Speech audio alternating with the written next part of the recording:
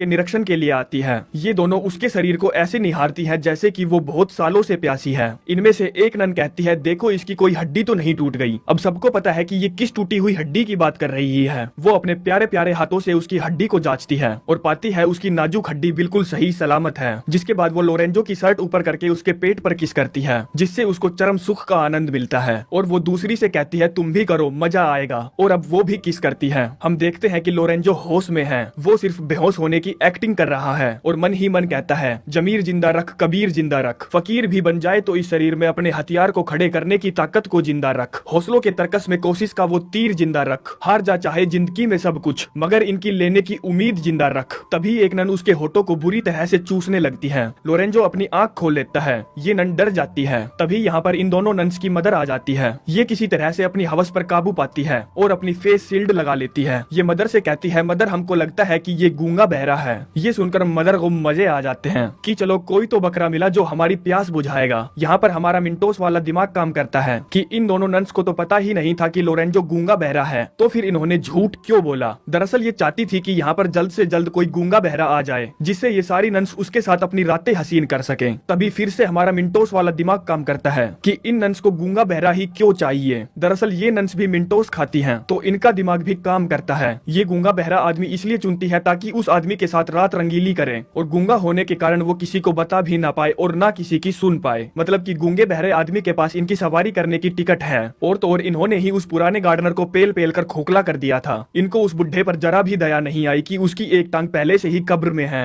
अब mother Lorenzo से पूछती है, क्या तुम गूंगे बहरे हो। लोरेंजो कोई गधा थोड़ी है जो वो कुछ भी सच बोलता। वो इशारे में कह देता है, हाँ मैं गूंगा हूँ। मदर कहती है, ये तो चमत्कार हो गया, एक बावली गांड गया और दूसरा आ गया। और कहती है, जाओ तुम इसको अच्छे से नहला धुला दो। बस फिर क्या था, इसी चीज का ही तो इंतजार था। लोरेंजो जो की आदत से मजबूर था, वो एक शायरी गुनगुनाता है। कहता है, खुशियां तमाम तुम पर निसार कर दूं, हर चाहत की तेरे बड़े सामान पर बौछार कर दूं, तुम आ जाना कपड़े उतार कर मेरे पास, तुम्हारा एक सपना साकार कर दूं। और बस इन्होंने लोरेंजो की शायरी सुनी नहीं और अपने कपड़े उतारे नहीं। ये झटपट उसके टब में चली जाती है और फिर टपा टप टपा टप टपा टप। दूसरी तरफ हम देखते हैं पेम्पिनिया झटबीनों से परेशान होकर चर्च में अपनी सहेलियों के पास जाती है। और यहाँ पर जितने भी लोग हैं वो सारे के सारे वर्जिन हैं। ये आपस में गर्लफ्रेंड बॉयफ्रेंड तो हैं, पर इन्होंने कसम खा रखी है कि ये शादी से पहले किसी का भी नाग नहीं लेंगी। पेम्पिनिया बताती है, झटबीनो मुझसे जबरदस्ती शादी करना चाहता है, लेकिन मेरे पिता ने रसिया के राजकुमार चकलंड से मेरी शादी तय की है और मैं उसी से ही शादी करना चाहती हूँ। तभी दूसरी सहेली कहती है, पहली एक बार राजकुमार चकलंड को देख तो लो,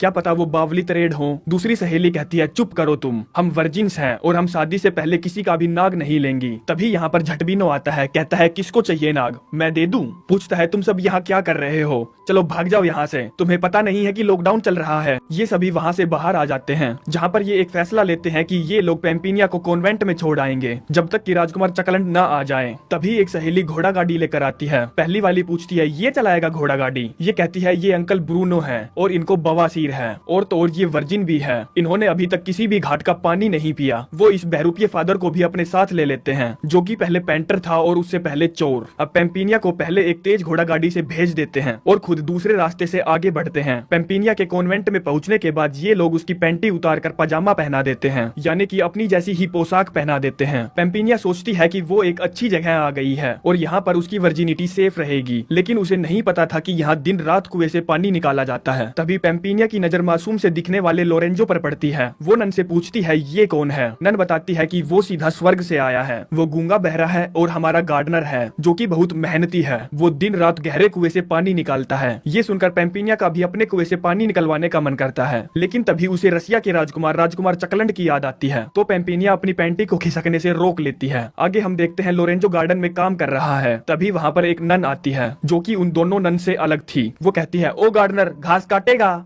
और हम तो जानते ही हैं कि लोरेंजो हमेशा घास में घस घसा घस करने के लिए कितना उतावला रहता है। अब ये खुश था तो ये एक शायरी पढ़ता है, राहों पर नजर रखना, हथियार पर नजर रखना, आ जाए कोई शायद पैंट की चैन खुली रखना, हथियार की गर्मी को जलाकर रखना, उसको भी गर्म रखना, खुद को भी गर्म रखना, देता है सजा मुझको रातों को भटकने की, आज दिन में भी उसको गर्म रखना, राहों पर नजर रखना, हथियार पर नजर रखना, वो बुरा भी ना माने है मेरे हथियार, उसका भी कहा रखना। ये कहकर लोरेंजो नन के साथ झाड़ियों के पीछे घस घसा घस करने चला जाता है। पेम्पिनिया उन दोनों को झाड़ियों के पीछे जाता देख लेती है, जिससे उसकी पैंटी में आग लग जाती है और वो जेलस फील करने लगती है। दूसरी तरफ हम देखते हैं रसिया के महान राजकुमार चकलंड महल में पधार चुके हैं। यहाँ पहुँचते ही राजकुमार चकलंड की मुलाकात चोर उचक के झटबीनों से होती है। राजकुमार चकलंड उसे अपने नाम का महत्व बताते हैं। कहते हैं एक था लड़का जिसका नाम था चकलंड। एक दिन उसने अपना नाम बदलने की सोची। उसने एक मजदूरी करने वाली औरत से उसका नाम पूछा तो उसने अपना नाम लक्ष्मी बताया। फिर उसने एक भिखारी से उसका नाम पूछा, उसने अपना नाम धनपत बताया। फिर उसने देखा कि कुछ लोग मुर्दे को लेकर जा रहे हैं। उसने एक आदमी से उस मुर्दे का नाम पूछा, उसने उस मुर्दे का नाम अमर सिंह बताया। तब राजकुमार चकलंड के मन में ख्याल आया, लक्ष्मी करे मजदूरी, धनपत मांगे भीख, जब अमर सिंह ही मर गया तो चकलंड नाम ही ठीक। बस फिर क्या था,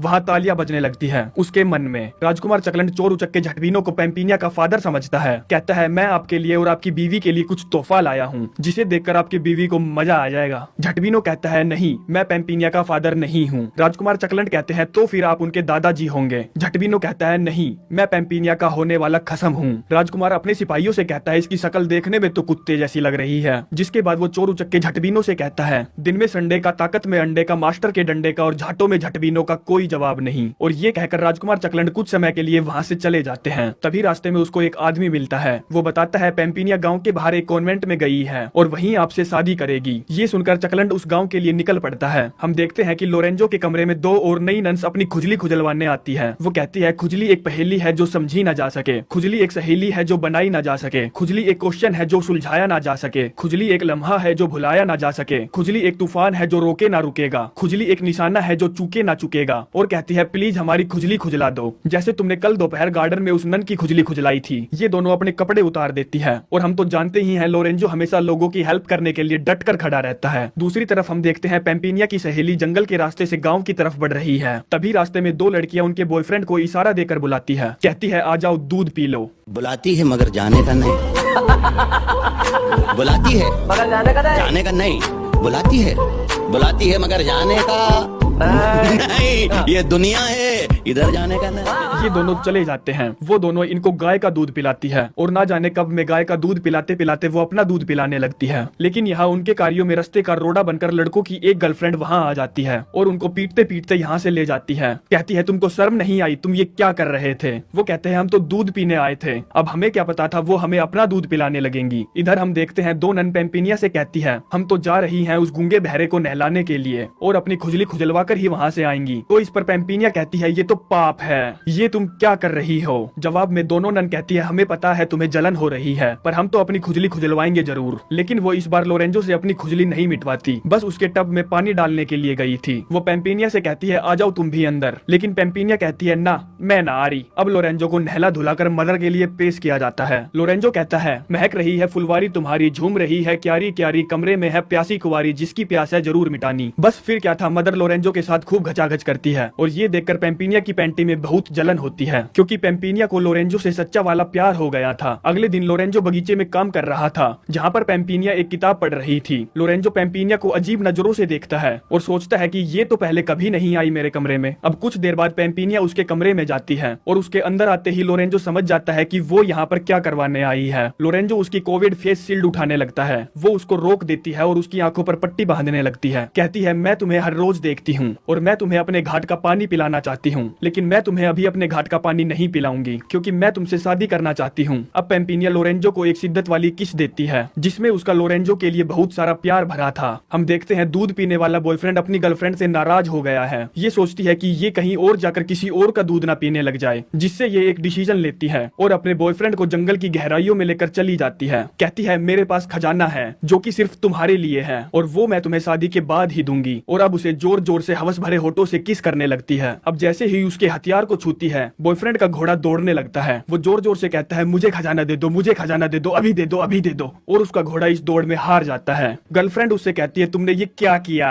बॉयफ्रेंड कहता है घोड़ा दौड़ में हार गया तो हार गया, अब मैं इसमें क्या करूं? गर्लफ्रेंड कहती है खजाना पाने के लिए तो तू इतना तड़प रहा था जैसे कि तू सारे ब्रह्मांड का खजाना लूट लेगा, पर तूने तो छूते ही सारा खजाना लुटा दिया। आगे एक घोड़ा गाड़ी पेम्पिनिया को लेने के लिए कॉन्वेंट आ जाती है क्योंकि रशिया के राजकुमार चकलंड फ्लोरेंस पहुंच चुके थे। पेम्पिनिया लोरेंजो को छोड़कर नहीं जाना चाहती थी, इसीलिए इसीलिए वो मदर से झूठ कह देती है कि लोरेंजो गूंगा बहरा नहीं है, क्योंकि वो नहीं चाहती थी वो इन नन्स को पेल पेल कर खस्सी हो जाए। मदर पूछती है तुम्हें कैसे पता वो गूंगा बहरा नहीं है। पेम्पिनिया कहती है मैंने उसको बगीचे में गाना गाते हुए सुना था, उसकी आवाज बिल्कुल हुबहू हनी सिंह जैसी है। मदर पूछती है वो कौन सा गाना गा रहा था। पेम्पिनिया कहती है वॉल्यूम 1, चूस चूस मेरा घोड़ा जैसे आंडों का पकोड़ा, अब तूने बोला थोड़ा तो तुझे मारूंगा हथौड़ा। मदर कहती है छी, इतना गंदा गाना कोई कैसे गा सकता है। अब मदर उसको चेक करने के लिए जाती है और उसके कान में कहती है तुम्हारा कट गया है। ये सुनकर वो डर कर खड़ा हो जाता है और चिल्लाने लगता है और अपने आप को फंसता देख कहता है ये तो चमत्कार हो गया और चमत्कार को मेरा नमस्कार। मदर सोचती है ये मादर भक्त तो सुन भी सकता है और बोल भी सकता है, ये हमारे सारे के सारे राज खोल सकता है। तो मदर उसके पिछवाड़े पर लात मारकर उसे यहाँ से भगा देती है। फिर पेम्पिनिया भी वहाँ से जाने लगती है। लोरेंजो पेम्पिनिया से कहता है कि मुझे भी अपने साथ ले चलो और बस पेम्पिनिया यही तो चाहती थी। ये दोनों वहाँ से साथ चले जाते हैं। हम देखते हैं राजकुमार चकलंड दूसरे रास्ते से गांव की तरफ बढ़ रहा है। राजकुमार को पानी की प्यास लगी थी तो वो पीने के लिए तालाब की तरफ बढ़ता है, जहाँ पर उसे एक सुंदरी मिलती है। चकलंड उसे अपना एक फुद्दू सवाल फेंक कर मारता है, पूछता है क्या तुम इंसान हो। वो कहती है नहीं, मैं जल परी हूँ। राजकुमार कहता है मैं एक पेम्पिनिया नाम की लड़की से बहुत प्यार करता हूँ और मैंने उसे अभी तक देखा भी नहीं है। वो कह देती है मैं ही तो हूँ पेम्पिनिया बिना पैंटी वाली, क्योंकि वो राजकुमार के साथ पेलम पेल करना चाहती थी। कहती है ना ताकत मर्द में है ना मर्द की हड्डी में है, ताकत तो उसमें है जो बिना हड्डी के मर्द की चड्डी में है। बस फिर क्या था, बिना हड्डी वाली चीज फर्जी पेम्पिनिया की चड्डी में थी। हम देखते हैं पेम्पिनिया और लोरेंजो उस जगह पहुंच चुके हैं जहाँ पेम्पिनिया की शादी राजकुमार चकलंड से होनी थी। पेम्पिनिया लोरेंजो से पूछती है क्या तुम किसी से प्यार करते हो। वो कहता है हाँ, लेकिन मैंने उसका सुंदर चेहरा अभी तक देखा नहीं है, उसने मुझे एक बार किस किया था। पेम्पिनिया उससे आंख बंद करने के लिए कहती है ताकि उसको याद आ जाए कि किस करने वाली लड़की यही है। अब जैसे ही ये उसे किस करने के लिए आगे बढ़ती है तभी यहाँ पर चोर उचक्का झटबीनो आ जाता है। पेम्पिनिया लोरेंजो से कहती है तुम भाग जाओ यहाँ से, वो तुम्हें मार डालेगा। लेकिन लोरेंजो के पिछवाड़े में हीरो बनने की चूल मची थी। वो झटबीनो से एक फुद्दू सा क्वेश्चन पूछता है, कहता है अंधेरी रात थी वो मेरे साथ थी, मैं उसके ऊपर था वो मेरे नीचे थी, बताओ वो कौन थी। ये सुनकर झटबीनो का दिमाग खराब हो जाता है और वो उस पर हमला कर देता है। इन दोनों के बीच फाइट होती है। लोरेंजो नन्स की ले लेकर खस्सी हो गया था, इसीलिए वो हार जाता है। अब जर्बीनो उसको मारने ही वाला था, तभी पेम्पिनिया कहती है अगर तुमने इसको मारा तो मैं तुमसे कभी भी शादी नहीं करूंगी। ये सुनकर झटबीनो उसे नहीं मारता और उसे कैद खाने में डाल देता है। लेकिन कुछ दिन बाद पेम्पिनिया बिना पैंटी वाली झटबीनो से कहती है जब तुम लोरेंजो को छोड़ दोगे तभी मैं तुमसे शादी करूंगी। ये सुनकर झटबीनो को गुस्सा आ जाता है और कहता है फिर तुम कहोगी झटबीनो तुम्हें लोरेंजो का मुंह में लेना पड़ेगा तभी मैं तुमसे शादी करूंगी। पेम्पिनिया कहती है नहीं, ये मेरा आखिरी काम है, बस ये काम कर दो। अब झटबीनो लोरेंजो को आजाद कर देता है। पेम्पिनिया झटबीनो से शादी नहीं करना चाहती थी, वो बस लोरेंजो की जान बचाने के लिए उससे झूठ पर झूठ बोलती जा रही थी। इस शादी से बचने के लिए वो चर्च के फर्जी फादर से सोने के कुछ सिक्के देती है और कहती है कि तुम ये शादी मत करवाना, कुछ भी बहाना रख देना। फर्जी मान जाता है। हम देखते हैं झटबीनो के दो लल्लू सिपाही लोरेंजो को यहाँ से दूर लेकर जा रहे हैं। तभी लोरेंजो सोचता है पेम्पिनिया बिना पैंटी वाली उस चोर उचक्के झटबीनो से शादी करेगी, वो भी मेरी जान बचाने के बदले, मैं ऐसा कदापि नहीं होने दूंगा। तो वो इन दोनों लल्लुओं को उल्लू बनाकर वापस उसी जगह की ओर बढ़ने लगता है। हम देखते हैं कि फर्जी फादर इन दोनों की शादी करवा रहा है और इनकी शादी को लेट कराने के चक्कर में वो उल जुलूल क्वेश्चन पूछने लगता है। पूछता है झटबीनो आज तेरी शादी है, तू नहाकर भी आया है या ऐसे ही आ गया। झटबीनो कहता है हाँ मैं नहाकर आया हूँ। फादर पूछता है कितने घंटों पहले नहाया था, क्या तूने अपनी टांगों के बीच में पानी डाला था। फादर झटबीनो से कहता है अपने हाथ दिखा। झटबीनो अपने हाथ दिखाता है। फादर कहते हैं छी तेरे नाखून कितने गंदे हैं और कहता है मैं तेरी शादी नहीं करा सकता क्योंकि तेरे नाखून गंदे हैं। झटबीनो जाकर अपने हाथ धोकर आता है। फादर कहता है मैं शादी कराने के पैसे भी लेता हूँ, कभी तू ये सोच रहा हो कि मैं फ्री में शादी करवाता हूँ क्योंकि तू शकल से ही चोर उचक्का लगता है। ये सुनकर झटबीनो को गुस्सा आ जाता है और वो अपनी तलवार फादर के गले पर रख देता है। लेकिन तभी यहाँ पर राजकुमार चकलंड आ जाता है और साथ में लोरेंजो भी होता है। ये दोनों मिलकर झटबीनो के लोगों से फाइट करने लगते हैं। हम देखते हैं झटबीनो यहाँ से भागने की कोशिश कर रहा है, तभी लोरेंजो उसका रास्ता रोकता है और ये दोनों फाइट करने लगते हैं। इस फाइट के दौरान लोरेंजो उसे एक कुएं में धकेल देता है जिससे झटबीनो का राम नाम सत्य हो जाता है। तभी यहाँ पर पेम्पिनिया आती है। वो राजकुमार चकलंड से कहती है मैं तुमसे शादी नहीं कर सकती। ये सुनकर राजकुमार चकलंड की फटकर हाथ में आ जाती है। अब जब पेम्पिनिया अपनी फेस शील्ड उतारती है तो राजकुमार चकलंड कहता है कि तुम तो पेम्पिनिया नहीं हो, पेम्पिनिया तो मुझे तालाब में मिली थी, मैंने अपनी बिना हड्डी वाली हड्डी उसकी चड्डी में डाल दी थी। तभी यहाँ पर वो फर्जी पेम्पिनिया आती है। राजकुमार कहता है मैं तो इसी से शादी करूंगा। इसके बाद लोरेंजो वहाँ से जाने लगता है। पेम्पिनिया उसको रोकती है, पूछती है तुम कहाँ जा रहे हो। वो कहता है मैं उसी किस वाली लड़की को ढूंढकर उससे शादी करने जा रहा हूँ। पेम्पिनिया लोरेंजो से आंख बंद करने के लिए कहती है और उसे किस करने लगती है। लोरेंजो तुरंत पहचान जाता है कि ये वही लड़की है जिससे वो प्यार करता है और अब वहाँ पर मौजूद सभी मर्द अपने अपने जुगाड़ को किस करने लगते हैं। इसी के साथ ये कहानी यहीं पर समाप्त हो